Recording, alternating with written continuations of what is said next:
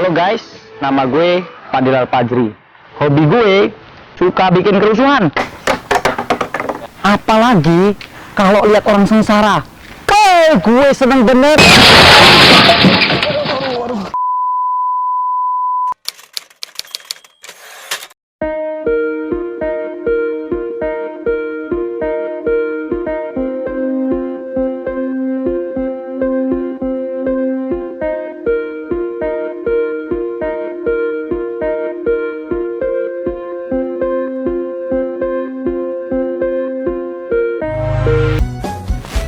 Assalamualaikum warahmatullahi wabarakatuh. Waalaikumsalam warahmatullahi wabarakatuh. Selamat pagi santri-santriku. Pagi. Syamil, Aziz, Fadil, Yoyan, Nawan, Bapak berterima kasih kepada kalian semua sudah mau mengikuti layanan pada kesempatan pagi hari ini. Sebelumnya, Ustadz bertanya kepada kalian semua, sudah pernah mengikuti layanan bimbingan kelompok?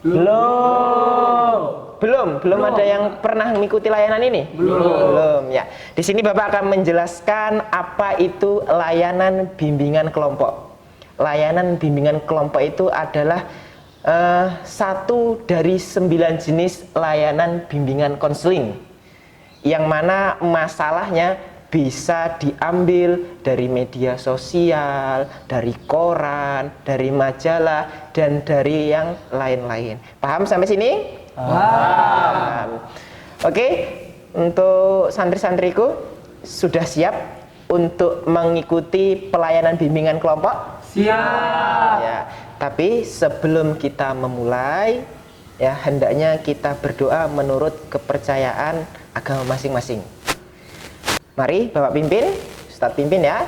Berdoa, mulai.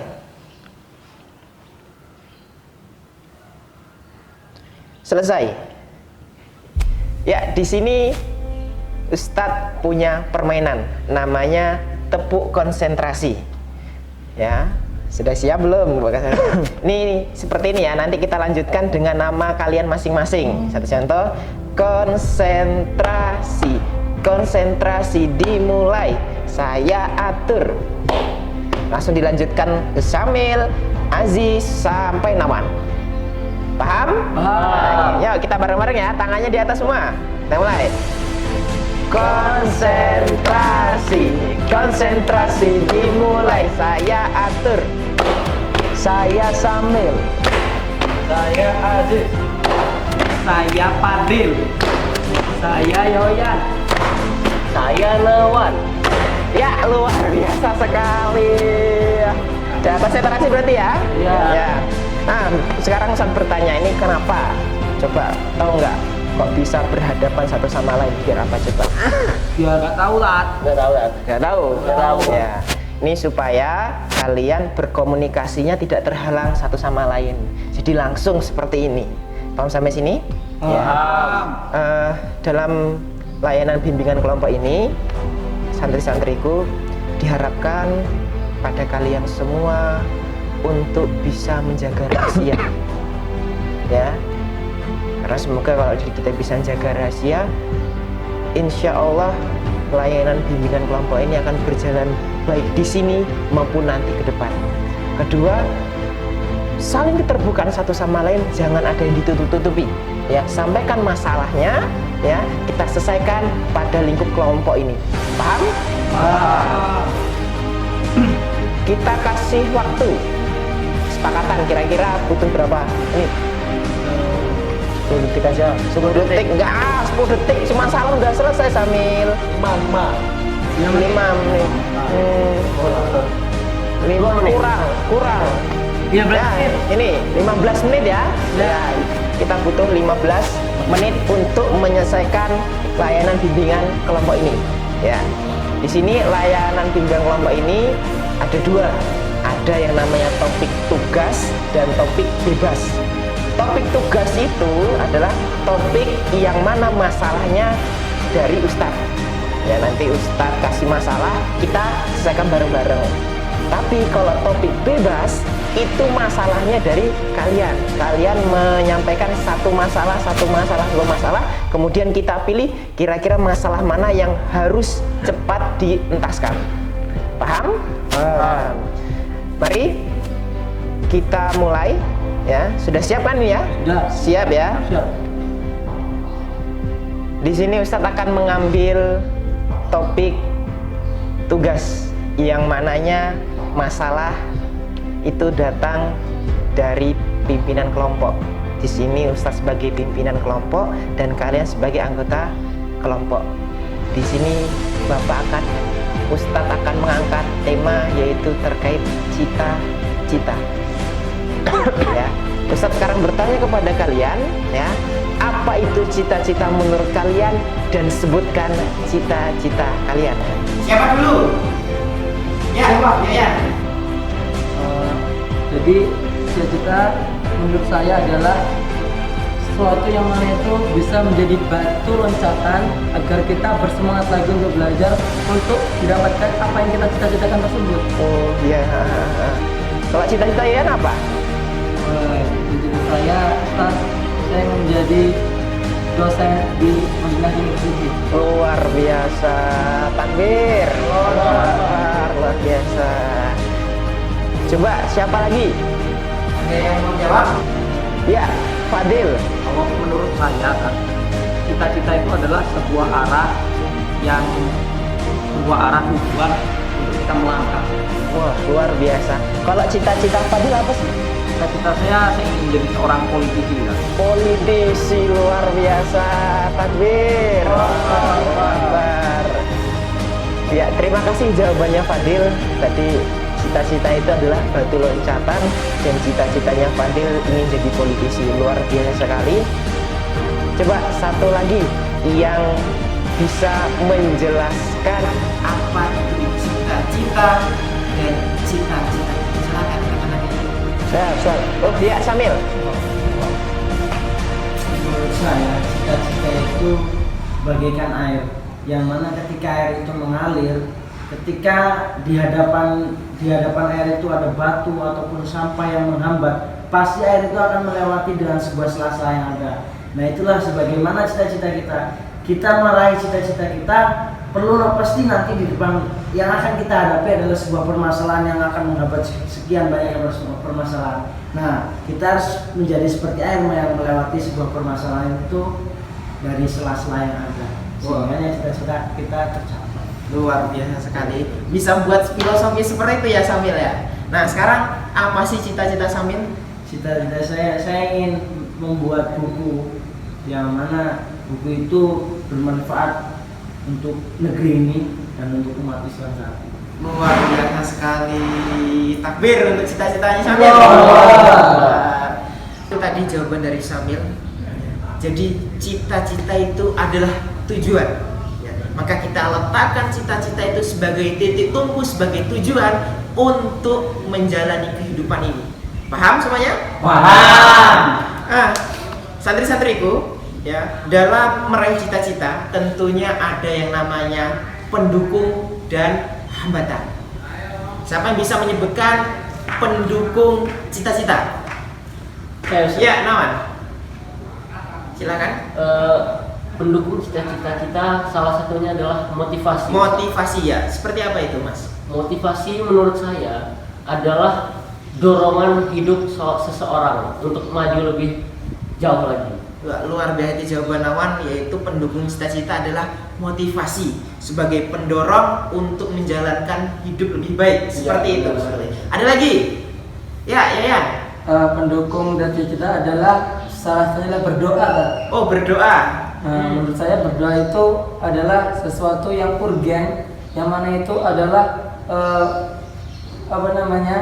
siraman rohani dari apa yang kita inginkan. Oh gitu, berdoa supaya menjadi siraman rohani untuk kita untuk mendapatkan cita-cita. Iya, bisa. Ada lagi pendukung? Kemudian salah satunya juga adalah usaha. Usaha, ya seperti apa? Usaha itu adalah menurut saya perjuangan atau upaya yang kita lakukan agar kita mendapatkan apa yang kita cita-citakan. Kalau bahasa pondoknya ikhtiar ya Mas ya. Oh ya, luar biasa sekali. Terima kasih tadi Nawar sudah memberikan satu motivasi, kemudian berdoa, kemudian usaha, dan jawaban kalian luar biasa, betul-betul semua. Kemudian tadi sudah pendukung ya. Berarti sekarang pasti ada namanya pendukung, pasti ada lawan katanya, yaitu hambatan. Sekarang saya tanya, siapa yang tahu hambatan penghalang cita-cita? Ustaz, menurut saya salah satu dari penghambat, dari sekian banyak penghambat itu adalah bingung. Kita cita-cita kan banyak, entah jadi pengusaha, entah jadi miliarder, apa entrepreneur kan. Kita bingung ingin menjadi apa. Nah, hambatan tersebut dia ingin menjadi pembisnis, tapi dia bingung ingin memulai dari mana, start dari mana gitu. Oh ya, paham. Jadi kebingungan, nah kita mau mulai dari mana? Karena kita nggak tahu modal untuk menggapai cita-cita tersebut ya. Ya bagus Aziz, ini jawabannya luar biasa. Coba ada lagi nggak? Saya. Oh ya, Samil. Penghambat menurut saya satu, terlalu sibuk. Kalau bahasa santri kita yang biasa-biasa itu masgul.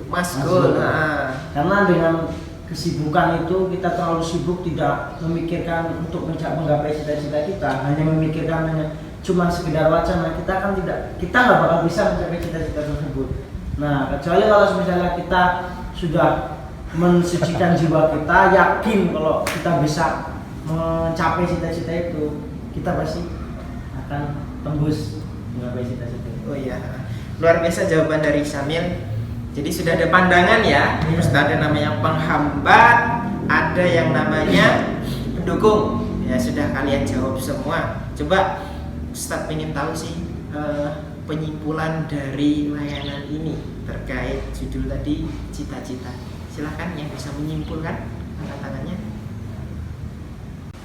Jadi kesimpulannya adalah bahwasanya dalam cita-cita tersebut ada dua perkara yang mendukung cita-cita tersebut dan penghalangnya. Jadi bagaimana caranya kita menghapus semua penghalang cita-cita tersebut agar kita tercapai cita tersebut, dan kita melakukan semua mendukung cita-cita tersebut agar kita sampai ke cita-cita kita yang kita inginkan. Terima kasih untuk Yoyan yang sudah menyimpulkan dari bimbingan ini. Sekarang Ustadz bertanya kepada kalian, bagaimana perasaannya atau kesannya setelah mengikuti layanan ini? Seneng kan? Ya. Kita lebih terbuka gitu. Terbuka ya, makanya sudah ada pandangan ke depan untuk kami kita ya. Ya, luar biasa. Baik, santri-santriku ya, ini pelayanan sudah kita lakukan terkait bimbingan kelompok.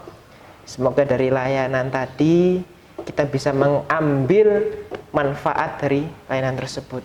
Satu motivasi dari Bapak untuk kaum muda hari ini. Apal perkataan Imam Syafi'i, inna fiyadi subani amrumah. Coba kita lakukan bareng-bareng. 1, 2, 3. Inna fiyadi subani amrul umati wa fi ikdamiha hayataha. Apa artinya? Coba Fadil, apa artinya Fadil?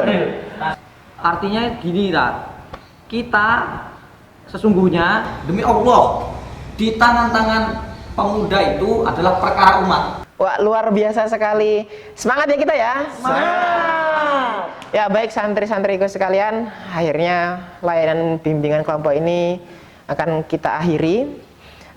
Sebelum kita akhiri, kalau memang Yoyan diperhatikan ya, kalau memang nanti dibutuhkan bimbingan kelompok lanjutan, kira-kira kita kesepakatan waktu maunya kapan? Besok aja. Besok? Besok Oh, lanjutan. kalian saking semangatnya jadi pengen besok ya? Ya, insya Allah besok ya, di tempat yang sama, di waktu yang sama. Ya, oke. Mari kawan-kawan, semoga layanan bimbingan kelompok ini diberkahi. Mari kita tutup dengan doa. Ustadz pimpin, berdoa mulai. Selesai? Wahir, assalamualaikum warahmatullahi wabarakatuh. Waalaikumsalam warahmatullahi wabarakatuh. Ayo cepetan gantian lagi main bola ini, woi. Lama bener. Masih asing. Wih, sambil, Mel. Woi, sombong sih, gendut, awas lo besok ya, nggak tenang hidup lo, Kemarin itu pas buat putra malah disuruh simulasi sama ustadznya. Iya, pas waktunya gitu loh, pas cuma putra gitu. Cuman bentar, dua putra udah lama nungguin itu. Apa Dil? Apa muka kamu tukuk-tukuk itu? Jengkel sama orang itu. Siapa? Samil. Iya Samil. Sambil lagi. Kenapa? Ada apa? Sombong amat, sengok, gendut, panggil kamu nengok. Ya udah terus mau gimanain enaknya nih? Gimana kita beli aja. Beli aja. Kapan nih? Sore ini. Oke, siap. Oke. Sampai dia nggak betah keluar aja kalau bisa. Oke. Nah, saya juga jengkel sama orang itu.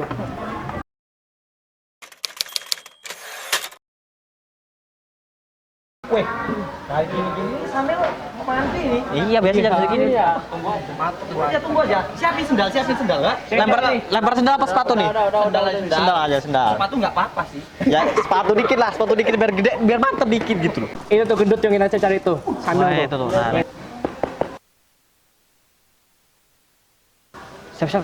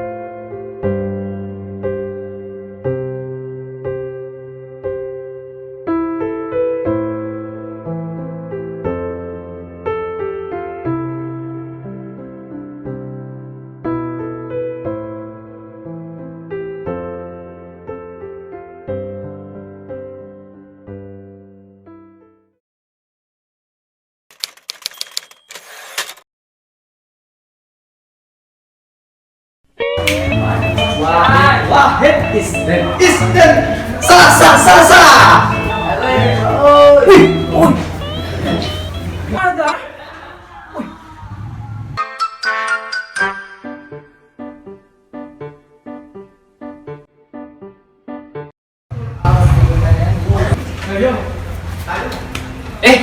Layu dari beri udah. Yogdok.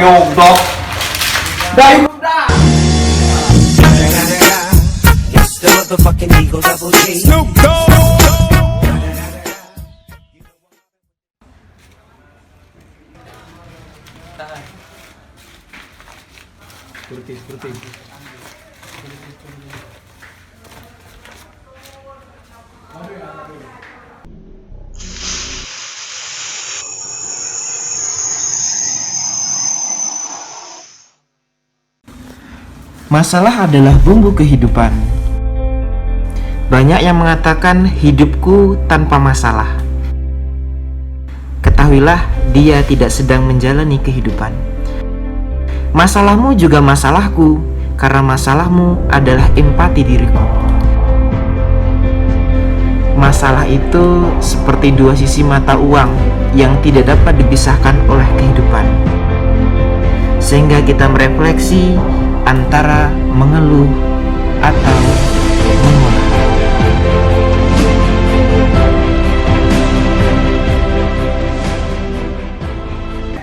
Bismillah, mudah-mudahan ini solusinya. Assalamualaikum warahmatullahi wabarakatuh. Waalaikumsalam warahmatullahi wabarakatuh. Selamat sore. Sore. Baik santri-santriku, pada kesempatan sore hari ini, insya Allah kita akan melakukan tindak lanjut dari bimbingan yang kemarin. Kalau boleh tahu kemarin bimbingan apa, ayo? Cita-cita. Cita-cita. Bimbingan kelompok. Tapi pada kesempatan sore hari ini kita akan melaksanakan yang namanya konseling kelompok. Paham? Nggak tahu. Paham betul enggak ini? Nggak tahu nih kan? Nggak tahu kan? Nggak tahu kan? Ya, nanti Ustadz akan jelaskan apa itu konseling kelompok. Sebelumnya Ustadz berterima kasih kepada kalian yang sudah sukarela ingin melaksanakan konseling kelompok, yang mana sudah Bapak pasang pamflet yang berjudul, apa yang berjudulnya apa? Mengeluh atau Mengeluh atau mengelola. Ya, nanti kita akan membahas terkait masalah-masalah yang ada di dalamnya. Kemudian tadi kan pada tidak tahu ya apa itu konseling kelompok. Ya. Konseling kelompok itu adalah satu dari 9 jenis bimbingan konseling, yang mana dalam konseling kelompok ini masalah pribadi ya itu akan diselesaikan secara berkelompok ya, secara bersama-sama. Paham? Ya. Dan diharapkan pada bimbingan konseling kelompok ini santri-santriku bisa menjaga rahasia ya. Kemudian bisa saling keterbukaan, tidak ada yang ditutup-tutupi. Ya, jadi disampaikan apa masalahnya, kemudian nanti kita selesaikan bersama-sama. Paham sampai sini? Paham. Mari santri-santriku, sebelum memulai konseling kelompok ini hendaknya kita berdoa. Di sini Ustadz akan mimpin doanya. Ustadz mulai, berdoa, mulai. Cukup. Kalian tahu tidak kenapa kalian saling berhadapan satu sama lain? Ada yang tahu? Tahu. Makna kalian saling berhadapan ini adalah supaya komunikasinya tidak terhalang satu sama lain. Paham sampai sini ya? Paham.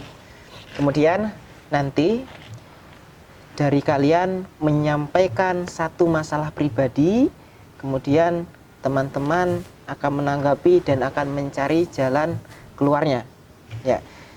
Baik, untuk santri-santriku semuanya sudah siap untuk menerima layanan konseling kelompok? Insyaallah siap. Siap ya? Siap. Baik, kita mulai dari As-Salafika Yoyan. Silahkan. Jadi begini Ustadz, saya ini sehari-harinya tidak luput dari suka bolos Ustadz. Suka bolos. Iya, Ustaz. Kalau Yoyan masalahnya suka bolos ya. Oh, jadi setiap hari bolos. Kalau Fadil, silakan Dil. Gini Tat, sini kok setiap pelajaran tuh ngantuk terus Tat. Nggak bahasa Indonesia, nggak MTK, pasti ngantuk gitu Tat. Entah kenapa gitu Tat. Ngantuk terus. Iya lah. Oh, jadi pas belajar ngantuk. Oh Tat, Jadi nggak dapat apa-apa berarti. nggak dapet lah Tat. Cuma tidur terus ya. Ya, Fadil. Kalau Haki, Kalau saya ini gini Tat, sama kayak teman-teman Tat, belajarnya tuh males banget Tat. Gara-gara mungkin apa namanya, keinget Android game gitu loh Tat. oh alah, lebih seru main game ya mungkin ya. Kalau Syukran, Kalau anak ini Tat ya, anak ini di sekolah ini banyak melanggar Tat. banyak melanggar. Melanggar. Contohnya Mas? Ya contohnya itu sering kucing-kucingan kok lagi suruh ke kelas gitu Tat. Oh Kucingan, alah. terus pokoknya Ustadz tuh kayaknya sampai bosen ngingetin saya Tat. Oh gitu. Kalau Aziz, Kalau saya tuh kayaknya saya tuh merasa kurang disiplin itu Tat, dalam disiplin. hal sekolah ataupun yang lainnya Tat. Oh gitu, kurang disiplin. Kalau Syamil? Syamil? Syamil mau cerita tidak? Ya, silakan Syamil. Kalau saya sih ngerasa sering dibully oleh kawan-kawan saya. Ya, sehingganya menurut saya karena dibully itu membuat saya semakin ngedown dan satu hal yang menghambat untuk menggapai cita-cita saya sendiri. Oh gitu ya. Ya baik, santri-santriku, kalian sudah memaparkan masalah pribadi kalian. Namun dalam layanan ini kita harus pilih satu masalah yang harus betul-betul penting dan segera mungkin kita entaskan. Kira-kira masalah siapa yang harus kita angkat untuk kita selesaikan? Teman-teman? Yang paling susah Tat, Samil nih kayaknya Tat. Samil. Samil. Samil ya? Setuju tidak ini Samil? Setuju. Baik. Silahkan untuk Syamil ceritakan permasalahan Syamil. Silahkan. Saya kadang ngerasa dibully oleh kawan-kawan dari banyak hal. Ketika saya ingin mandi, saya selalu dilempari sendal, sepatu ketika melewati kamar mandinya. Kemudian ketika di kelas, kadang dijahilin, ketika mau duduk kursi saya ditarik. Kadang juga ketika mau belajar, ketika saya tertidur, bukannya diingatkan dengan cara pelan, Mil bangun, malah kadang saya dipukul kepala saya ataupun dijongkrokin lah. Jadi saya seakan-akan ngerasa diri saya kok paling hina sih. Apa yang salah dalam diri saya? Sehingganya karena banyak hal itulah membuat saya kok merasa ngedown, merasa kok terpojoki. Ini apa yang harus saya ubah? Tuh. Ya mungkin hanya itu. Kira-kira Syamil tahu tidak penyebab kenapa Syamil seperti itu? Nggak tahu lah. Penyebabnya juga saya nggak tahu. Saya merasa nggak berbuat salah. Saya merasa ya saya fair-fair aja sama kawan-kawan saya.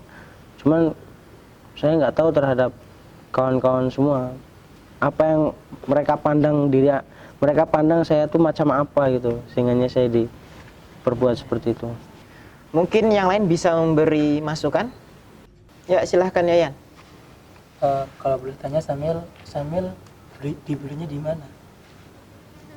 Ya kadang di atas kamar mandi, kadang ketika mau ke hammam, kadang juga di kelas, ya di tempat mana aja lah. Itu kalau bahasa kita VI makanin kana. Mungkin ada lagi yang lain bisa memberikan masukan. Ya silahkan. Itu untuk saudara Samil nih, bolanya dalam bentuk gimana ya kalau boleh kita tahu yang biasa dilakuin sama teman-teman gitu?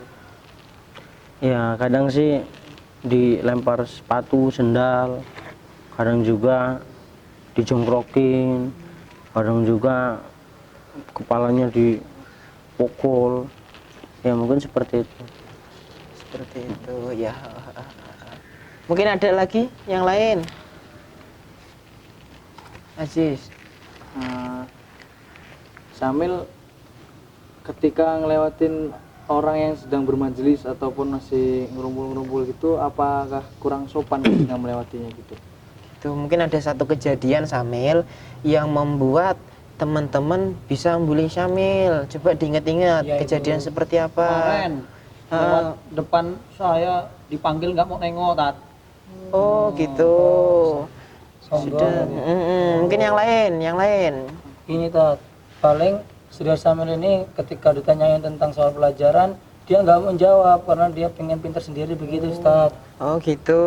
Betul Samil apa yang dikatakan teman-teman? Ya bisa jadi iya tuh. Iya betul ya. Oh gitu. Berarti selama ini apa yang dilakukan oleh Syamil yang dirasa itu baik oleh Syamil, tapi belum tentu di mata oleh kawan-kawan itu ternyata baik.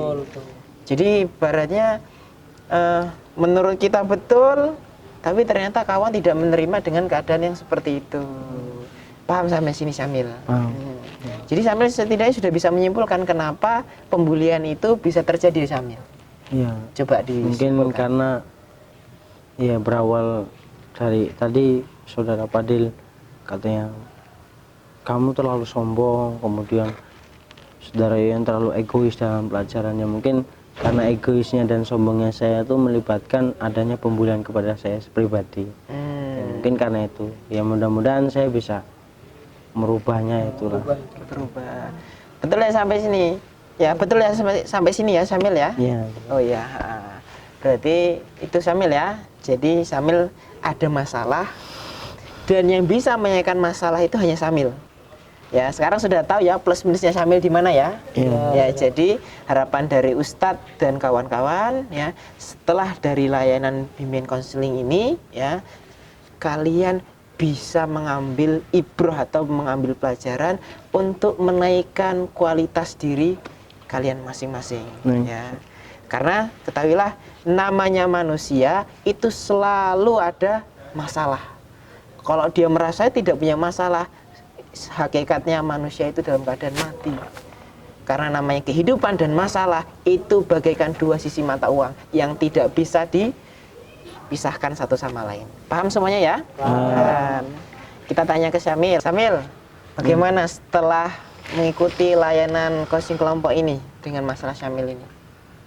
Ya, menurut saya semakin lega, semakin fresh karena ya terima kasih juga karena Ustadz berani meluangkan waktunya dan kita juga bisa mencurhatkan hati kita kepada Ustadz sehingganya masalah-masalah yang ada di dalam kawan-kawan sekalian atau adapun pula saya pribadi merasa dapat bisa terselesaikan. Oh ya, gitu. Kalau dipresentasikan dari masalah tadi berapa persen yang sudah terentaskan? 70%. 70% ya, karena sisanya harus diselesaikan sendiri. Paham ya sampai itu ya? Baik santri-santriku, alhamdulillah kita sudah di ujung pelayanan ya. Di sini masalah Syamil ini luar biasa sekali. Dia dibully sehingga tahap untuk dia berkembang sedikit terganggu.